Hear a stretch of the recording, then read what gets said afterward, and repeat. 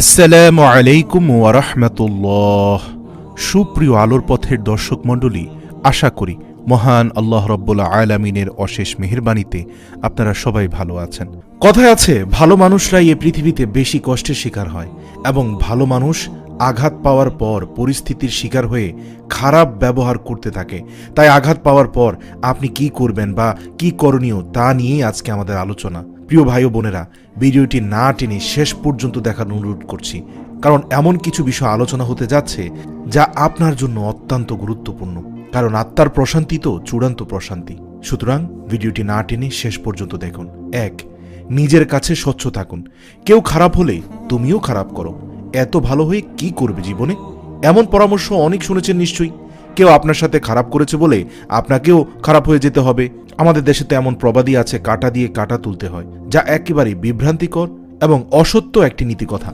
জীবনটা মোটেই এমন কিছু নয়। আসলে বিষয়টি হচ্ছে, নিজের কাছে সৎ থাকুন। নিজে যা করবেন বিবেককে সামনে রেখে করবেন। এমন কিছু করবেন না যার জন্য নিজেকেই নিজের কাছে ছোট মনে হয়। খুব কাছের কারোর জন্য হলেও খারাপ কিছু করবেন না। নিজের ইচ্ছার বিরুদ্ধে কারোর জন্য কিছু করবেন না। দেখবেন জীবনের ঝামেলা ও কষ্ট একেবারেই কমে গেছে। 2. যাচাই করতে শিখে নিন। হ্যাঁ, আপনি হয়তো কাউকে মিথ্যা বলেন না, কিন্তু এই কথা ভুলে গেলে চলবে না, পৃথিবীর মানুষ মিথ্যা কথা বলে, নিজের স্বার্থে অন্যকে ব্যবহার করে এবং অন্যকে ঠকায়। ঠকবাজ মানুষের সংখ্যা অনেক বেশি।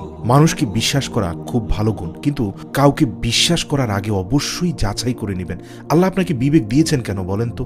আপনাকে তো যাচাই করার জন্যই আপনাকে এই বিশেষ গুণে গুণান্বিত করা হয়েছে। আর অন্য কোনো প্রাণীকে তো বিবেক দেওয়া হয়নি। পৃথিবীতে একমাত্র প্রাণী মানুষ যে নিজের খারাপ এবং ভালো বুঝতে পারে, কারণ তার বিবেক আছে। তাই যাচাই করুন, বিবেককে কাজে লাগান। তাতে অন্তত খানিকটা হলেও নিজেকে নিরাপদে রাখতে পারবেন। 3.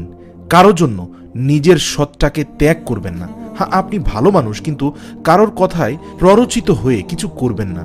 সেটাই করুন যা আপনার মন চায়, কিংবা যেটা আপনার ব্যক্তিত্বের সাথে মানানসই।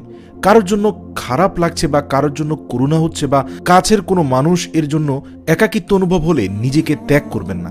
মনে রাখবেন, আল্লাহ যা করেন ভালোর জন্যই করেন। কেউ যদি আপনার মর্ম না বুঝে, আপনাকে মূল্যায়ন না করে, আপনার সাথে বন্ধুত্ব নষ্ট করে এবং সে সুখে থাকতে পারে, তাহলে আপনি কেন তার জন্য কষ্ট পাবেন? একটা কথা মাথায় রাখুন, আল্লাহ যা করেন ভালোর জন্যই করেন। হতে পারে আল্লাহ তাআলা আরো ভালো কাউকে আপনার জন্য রেখেছেন, হোক সে বন্ধু, হোক সে জীবনসঙ্গী, হোক সে ব্যবসায়িক পার্টনার, সে যাই হোক না কেন, আল্লাহ পাকের প্ল্যানের উপরে আস্থা রাখুন। তাহলে কোনো মানুষের জন্য একাকিত্ব অনুভব হলে নিজেকে ত্যাগ করবেন না। 4 নম্বর হচ্ছে, দুর্বলতাকে করে তুলুন হাতিয়ার। আপনি একজন দয়ালু মানুষ, সত্যবাদী মানুষ, আবেগী মানুষ, আর এটাই কি আপনার দুর্বলতা? এই দুর্বলতাকে পুঁজি করে সবাইকে আপনাকে আঘাত করে, এই দুর্বলতাকে পরিণত করে নিন শক্তিতে। মিথ্যের মোকাবেলা করুন সত্য দিয়ে। আল্লাহ রাব্বুল আলামিন পবিত্র কোরআনেই বলেছেন, তোমরা মন্দকে ভালো দ্বারা প্রতিহত করো। নিজেকে কখনো ছোট মনে করবেন না। মনে রাখুন, এখনকার পৃথিবীতে নরম মনের মানুষ পাওয়া খুবই বিশাল ব্যাপার, আর এটাই আপনার সবচেয়ে বড় হাতিয়ার। 5 নম্বর, ইগনোর করতে শিখুন।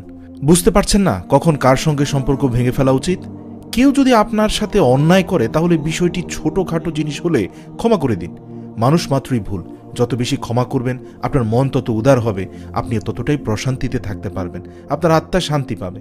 অনেক সময় পরিস্থিতির শিকার হয়ে ভুল হয়ে যেতেই পারে। ভুলভ্রান্তি করা লোকটিকে যদি ঘৃণা করতে থাকেন, তার একটা ভুলের পরে আরো 9টা যে ভালো গুণ আছে তা থেকে নিজেকে বঞ্চিত করলেন, অথচ আপনি তার একটি ভুল ক্ষমা করে দিয়ে 9টি ভালো গুণের সুবিধা ভোগ করতে পারতেন। তাই সম্পর্ক বিচ্ছিন্ন করবেন না, ক্ষমা করে দিন।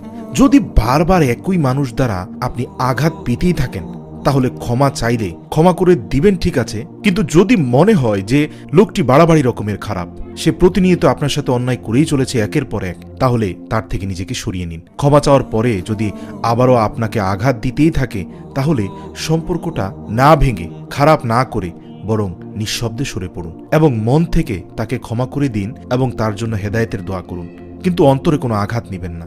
আপনি তার জন্য কেন কষ্ট পাবেন বলুন তো?